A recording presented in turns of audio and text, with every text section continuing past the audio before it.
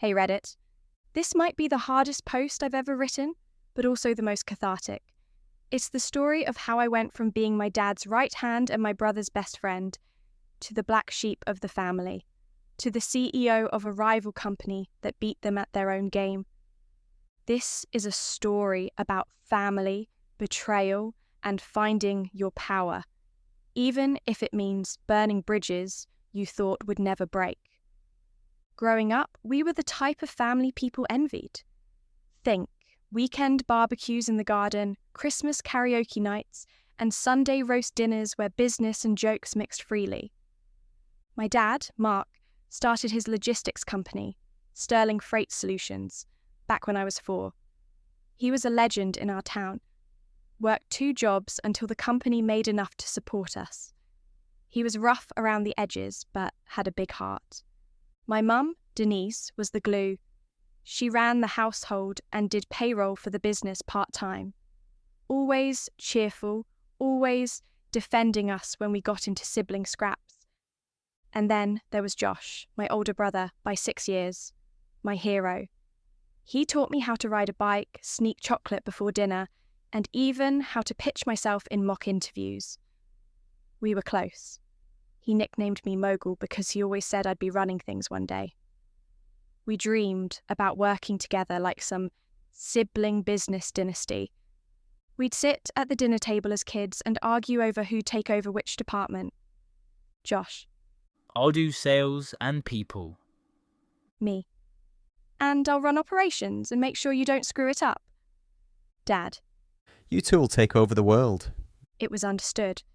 We'd both run the company one day. Fast forward to university. I studied business and logistics and I loved it. I interned at a tech-forward shipping startup, brought home fresh ideas, and even built a new warehouse efficiency model as my final year project. I graduated with first-class honours. Josh had joined the company full-time right out of college. He was already doing client acquisition and marketing and was becoming the face of the business. Still, we talked regularly and kept planning our one day. When I graduated, Dad threw me a big barbecue. The whole extended family came. There were speeches. Josh toasted to the future co-CEO. That was the last time things felt normal. I joined the company officially 3 months after graduation. I started in operations, exactly where I wanted to be. I shadowed dispatch, worked the warehouse, even learned invoicing. I didn't want a shortcut. But that's when Josh changed. He started talking down to me in meetings, cutting me off, acting like I was a junior intern who needed hand-holding, even though I'd solved a logistics bottleneck in my first 2 weeks that saved us thousands. One night, I overheard him on a call to one of the vendors.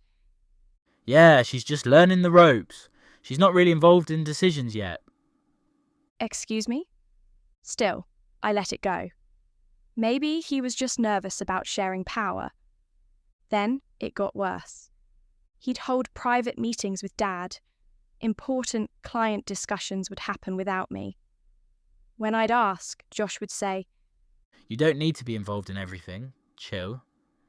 I started to feel shut out, like I was the only one who hadn't gotten the memo. 3 months in, Dad announced he was planning to retire within the year. We were planning a big thank you event with clients and employees, a legacy celebration. I was excited. I thought this would be the moment we finally formalised what had always been the plan. Josh and I, co-directors, equal partners. I even prepped a little speech, nothing cocky, just grateful, ready to show the staff I was here, committed and capable. Then came the big night. Dad took the stage, smiled, and said, It's been an incredible journey, and I couldn't be prouder to hand the reins to my son Josh as the new managing director. The crowd clapped. I froze. And of course, He added, my daughter will be staying on to support Josh in an operational capacity. Support, operational, capacity. In one sentence, I was publicly demoted. in front of employees, clients, family. I plastered on a smile. My face burned. Josh raised his glass and winked at me like he'd just scored a goal. And I knew I'd been played. That night, I pulled Dad aside, asked him what the hell that was about. His response? Sweetheart, you're still young. Josh knows the business better. You'll get your turn. I felt like my chest had caved in. I turned to Mum, who always defended me, and she said, Maybe it's better this way. Smoother. Less confusing for the staff. Even my Uncle Neil, Dad's older brother, said, It's a man's game. Don't take it personal. I wasn't just passed over. I was betrayed by my entire family. And Josh? He started acting like king of the castle. He moved into Dad's old office, had director put on his door. He even got Mum to switch my job title from operations executive to logistics coordinator in the HR system. I was done. But instead of storming out, I got quiet. Because I had a plan. Over the next 4 months, I worked silently. I saved money. Took online courses in startup law. Met with my old uni friend Felix, who ran a transport tech firm, and we mapped out a lean, data-driven, eco-friendly logistics company. I named it Trailflow Logistics. I registered it, bought a second-hand van, hired 2 drivers and a freelance programmer. I even got a deal on a co-working space across town. And then I handed in my resignation. Josh smirked. Didn't think you'd last this long. I smiled back. Oh, I'm just getting started. In our first year, we poached 3 major contracts from Sterling Freight, including one they'd had for 8 years. Turns out, clients prefer real-time tracking, paperless invoicing, and not being ignored by smug directors. My old co-workers, 2 of them applied to work for me within 6 months. I paid them better, respected their ideas, listened. Meanwhile, Sterling Freight fell into chaos. Josh tried to launch a tech platform. It flopped. Reviews dropped. Turnover spiked. Dad called me one day asking how we were growing so fast. I gave him my answer in 3 words. I listened. Josh didn't. A year later, Dad invited me for coffee, told me the business was bleeding money, that he was thinking of selling. Then he asked, Would you consider coming back as managing director? I took a long sip. You told me I wasn't ready, that I needed to support Josh. You made your choice. It was a mistake. He whispered. It's okay, Dad, I said. I forgive you. But I built something better now. I'm where I'm meant to be. And I meant it. Today, Trailflow is expanding to 3 new cities. We just signed a deal with a national farm-to-table chain.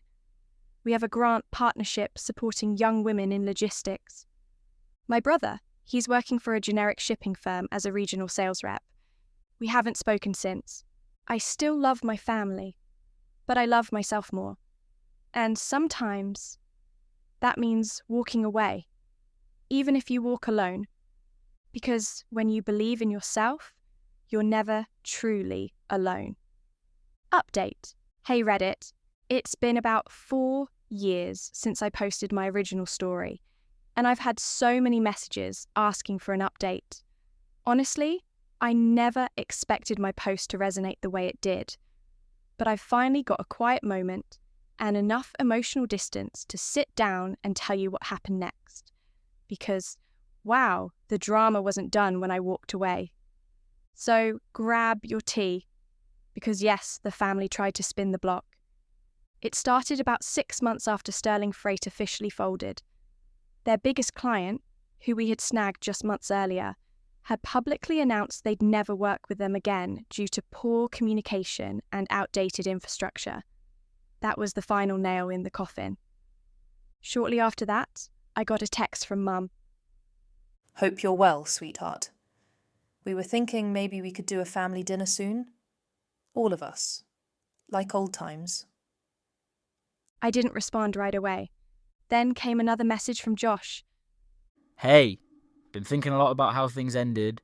Let me know if you're up for a chat. It felt fake, like a PR campaign. But I'm not heartless. So I agreed to a small family lunch at Mum's. The moment I stepped in the door, it was like walking onto a stage. Everyone was being overly sweet. Josh offered to hang up my coat. Dad hugged me and told me how proud he was. Mum served homemade apple crumble, like we were suddenly the Brady Bunch. Then, over dessert, Josh dropped it. So, I've been working on a couple of ideas. Startups, logistics adjacent. Would love to run them past you. Maybe we could get in on Trailflow together. I looked at him, then at Dad, and Mum, all nodding like a boardroom pitch team. That's when it hit me. They weren't trying to reconnect emotionally. They were trying to reclaim relevance in my company. Josh wanted a job. Dad wanted a seat on the board. Mum said, It would be so healing, to have the family together again. And now that the dust has settled... The dust hadn't settled. They just assumed I'd be the soft, accommodating daughter again. But I'd grown since the girl who stood silent at that party while her future was stolen. I took a deep breath and said, I love you all, but Trailflow isn't a family business. It's my business, built from pain you caused, with bricks you threw.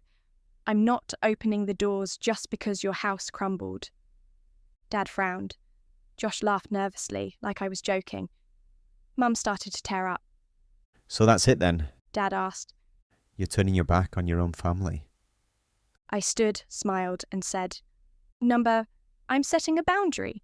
If you want Sunday dinners, birthdays, maybe one day to meet your grandchild, we can rebuild that.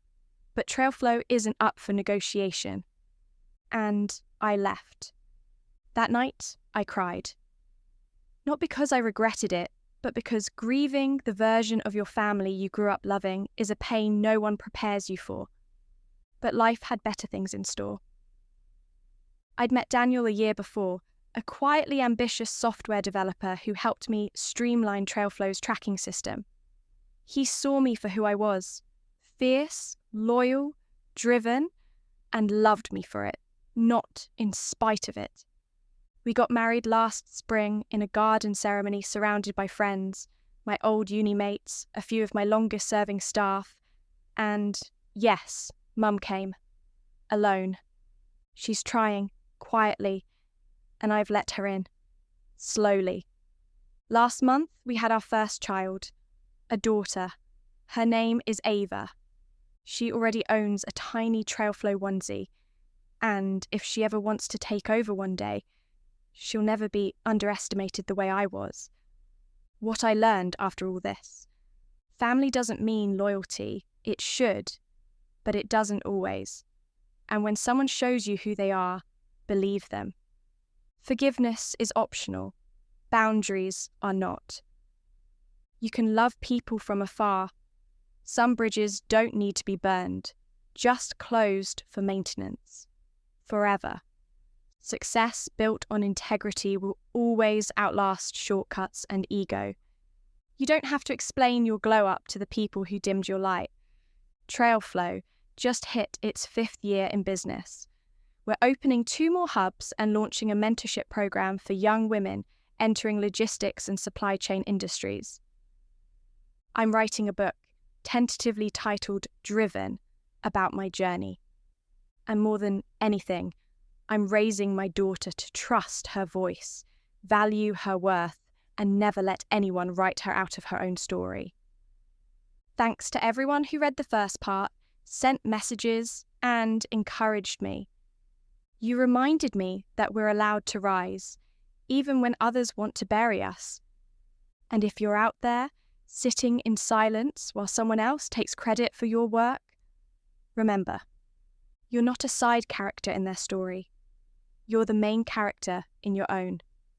Keep building, keep believing, and when they come back around trying to play nice, smile and lock the damn door.